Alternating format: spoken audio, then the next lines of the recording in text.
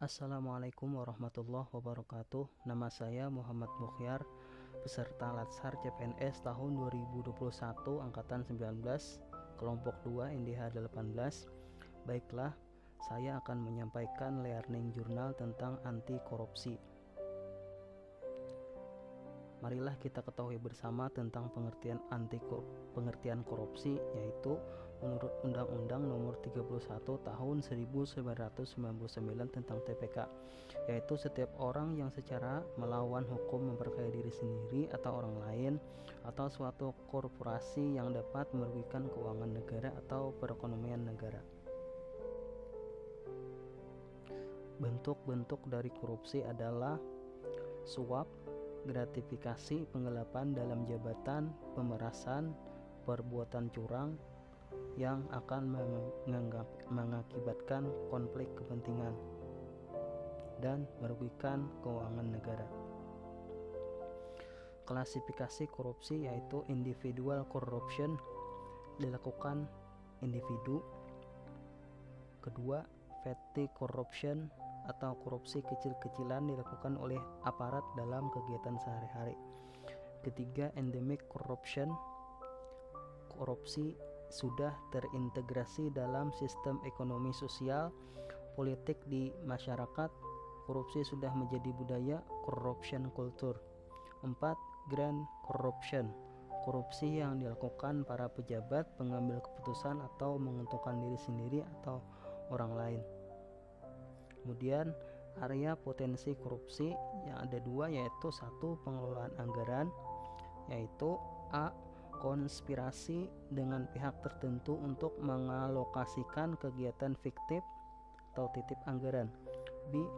mark-off satuan biaya kegiatan atau volume. C. markdown pendapatan daerah. D. memalsukan bukti pengeluaran. E. membuat SPJ palsu, kegiatan fiktif. F. memalsukan tanda tangan honor, daftar hadir dan sebagainya. G. membuat laporan keuangan fiktif. 2. pengadaan barang atau jasa. A. menekan panitia agar memenangkan rekanan tertentu. B. volume barang atau jasa tidak sesuai SPK atau kontak. C. spesifikasi barang jasa tidak sesuai SPK. D. SPK atau kontrak dimenangkan oleh rekanan tapi dikerjakan oleh internal sendiri atau oknum. E. menerima hadiah. F. memahalkan HVS atau nota pembelian. E. melibatkan famili atau teman sejawat dalam pengadaan barang.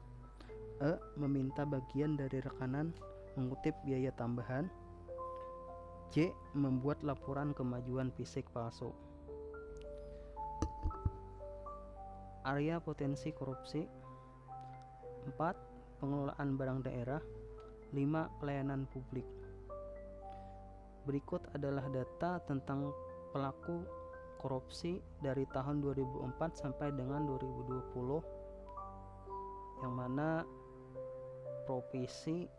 menurut profesi ada polisi, duta besar, korporasi, komisioner, jaksa, pengacara, gubernur, hakim, kepala kementerian atau lembaga, bupati atau wali kota dan wakil, pejabat eselon 1, 2, dan 3, dan anggota DPRD.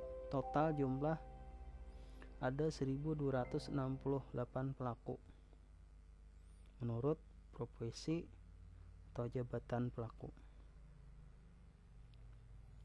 Fakta korupsi di Indonesia hingga 2015 adalah ada 86% pelaku tindak pidana korupsi yang ditangani oleh KPK adalah lulusan perguruan tinggi.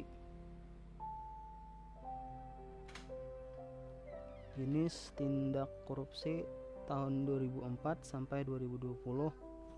1. penyuapan, ada 739 kasus.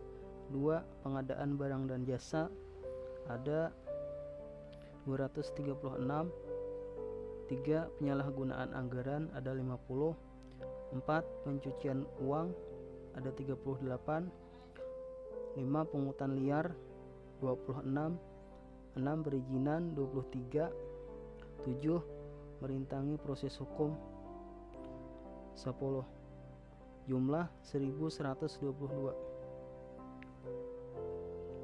Menurut Gun teori Jack Bullockna, penyebab korupsi yaitu serakah atau great opportunity atau peluang, needs atau tekanan ekonomi, exposure atau ingin pamer.